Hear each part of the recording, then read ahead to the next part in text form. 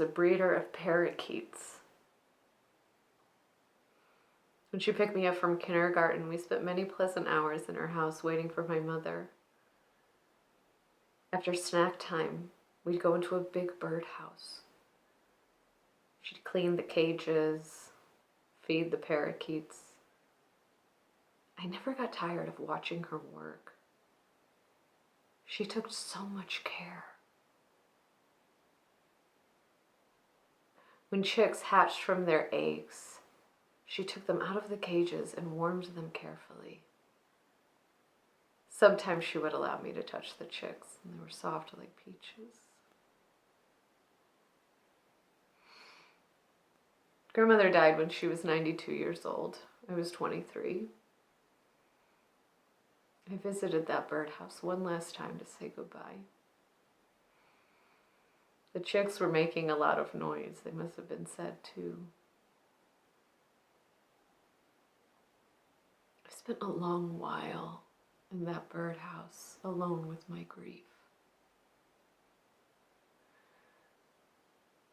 The man who tended the garden came inside, and when he saw me, he came up to me and shook my hand and offered his condolence. He was too handsome. Even when I was a little girl, I loved him. Standing with him in that birdhouse on this day felt special, like it was our own little world. It was quite dark by then. There were many shadows.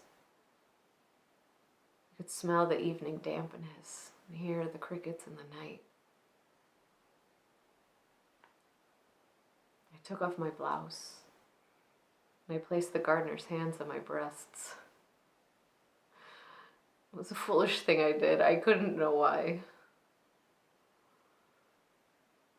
He stepped away and I stepped closer. We started touching each other and kissing. And the chicks went silent from our activity.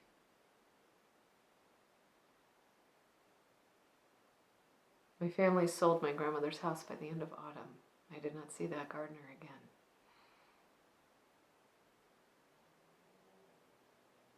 My grandmother has died. Those chicks have lived and died. And the birdhouse in my grandmother's garden is gone.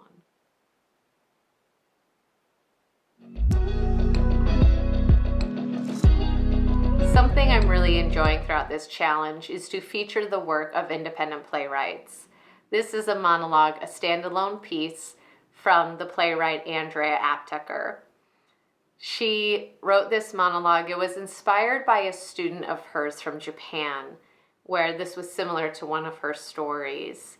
And I read this and I reached out to her and asked her if I could do it in the challenge, and Andrea was so kind and said, of course she would be honored. So thank you so much for letting me include this piece. I was drawn to this because the story is so beautiful. And there's always a challenge when it is a past tense story being told in a monologue. And even more of a challenge when the monologue is standalone and you don't have context for why this is being said right now and who it is being said to and what are the circumstances.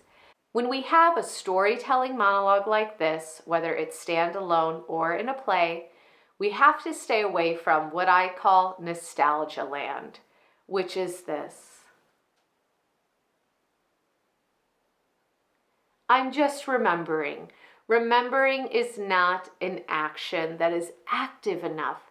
We're remembering because something, even if it's illogical, even if we can't draw the straight line, but there's sort of a maze, something in the story has to do with now. It may not always be 100% clear. We do that, don't we? We start telling a story because something triggered something and we've got to get this out because it's going to help somebody understand something. It's going to help us sift through something. It's going to be how we process something that just happened. But this is why we end up telling our stories. For this, I had to create the circumstance for myself, and I played with a lot of different ideas. But when I came to do it, all of that went out the window, and it ended up being something totally different that's quite personal, inspired by something that happened today, which is always fun. I have no idea how the takes landed, and for this monologue, I'm not gonna say what my circumstance was, but if this resonated with you, the monologue, the process, anything, give this a thumbs up, and please subscribe, and we will keep exploring 1000 monologues together. Thank you so much.